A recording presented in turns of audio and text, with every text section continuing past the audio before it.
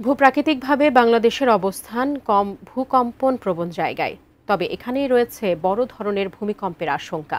বিশেষজ্ঞরা মনে করেন ইন্দো বার্মা সাবডাকশন জোনে অবস্থিত মিয়ানমারের ভূমিকম্পের পর এই ঝুঁকি আরও বেড়েছে। সাবডাকশন অঞ্চলের লকড জোনে অবস্থান হওয়ায় সবচেয়ে ভয়াবহ হতে পারে সেই ভূমিকম্প। ফেরদৌস রহমানের রিপোর্ট। 2015 সালে নেপালে ভয়াবহ ভূমিকম্পের পর গত এক দশকে বড় ধরনের 3টি ভূমিকম্পের সাক্ষী হল বিশ্ব। 2023 সালে তুরস্ক ও সিরিয়া অঞ্চল এবং সবশেষ মিয়ানমার ও থাইল্যান্ডের ভূমিকম্প। মানুষের জীবন ও সভ্যতার বড় ক্ষয়ক্ষতি হয়েছে এসব ভূকম্পনে। স্বভাবতই কৌতূহল জাগে, বাংলাদেশেও কি এমন হতে পারে?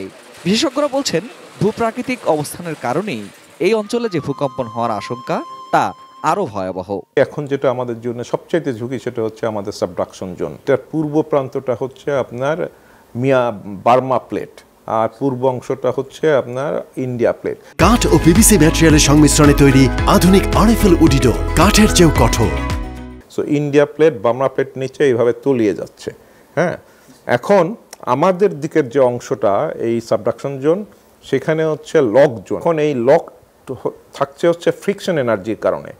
এই ফ্রিকশন এনার্জি যখন এক্সিট করবে তখন একবারে এটা জাম্প করবে, স্লিপ করবে, এবং এই স্লিপটা হচ্ছে 10 থেকে 12 মিটার। এটা আজ হোক কাল হোক এই ভূমিকম্প হতেই হবে। বুয়েটের অধ্যাপক মেহেদী আহমেদ আনসারী মনে করেন, বাংলাদেশ সহ এই অঞ্চলে যেসব ভূমিকম্প হয়েছে সেগুলো বিশ্লেষণ করলে দেখা যায় বিভিন্ন মাত্রার ভূমিকম্পগুলো শত বছর বা একটি নির্দিষ্ট সময় পরপর হয়েছে। আসলে হিস্ট্রিক্যালি যদি দেখেন যে 1762 সালে একটা 8.5 যেটা আরাকান আর্থকোয়েক বলে, তারপর আছে 1897 সালে এটাও 8.5 ম্যাগনিটিউড আর্থকোয়েক, এবং এটা আমাদের গ্রেট ইন্ডিয়ান আর্থকোয়েক বলে। এই দুইটা মোটামুটি 300 বছরের সাইকেলে আসে। তো ওই সাইকেলের মধ্যে 1762 সালের আর্থকোয়েক আসার সম্ভাবনা কিন্তু প্রায় এসে গেছে। ওইটা বাদে আমরা যদি অন্যান্য আর্থকোয়েকগুলো চিন্তা করি, 7 ম্যাগনিটিউড বা 7.5 ম্যাগনিটিউড আর্থকোয়েক কিন্তু আমাদের এখানে অনেক কটা আছে, যেটা মোটামুটি 100 থেকে 150 বছর পরপর সাইকেলে আসে।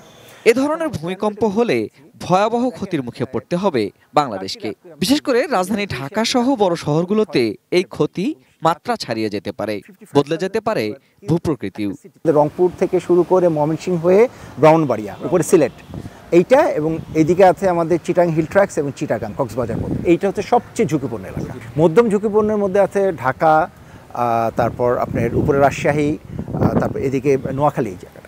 আর একদম কম ঝুঁকির দিকে আছে আমাদের হচ্ছে খুলনা বরিশাল এলাকা। এখানে অপরিকল্পিত এবং অনিয়ন্ত্রিত নগরায়ন হয়েছে। সেখানে আমার যদি 1% বিল্ডিংও যদি ধূলিসাৎ হয়ে যায়, ঢাকা শহর হবে সবচাইতে ক্ষতিগ্রস্ত হবে এবং এটা একটা মৃত্যুপুরী হয়ে যাবে। বিশেষজ্ঞদের মতে এই বিপর্যয় মোকাবেলায় সক্ষমতার ঘাটতি রয়েছে বাংলাদেশের। তাই কেবল সতর্ক থাকা নয়, প্রস্তুতি নিতে হবে এখন থেকেই।